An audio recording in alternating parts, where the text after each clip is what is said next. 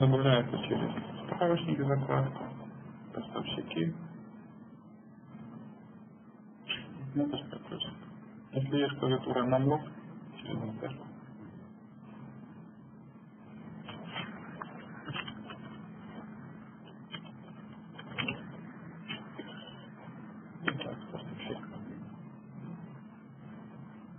Запомнил.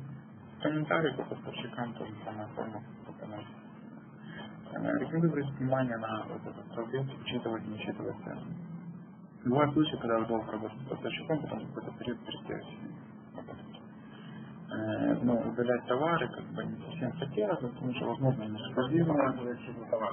Все, не то, что не показывать, его тогда товары не будут участвовать в определении самой низкой цены, чтобы просто вы отталкивались от реальности.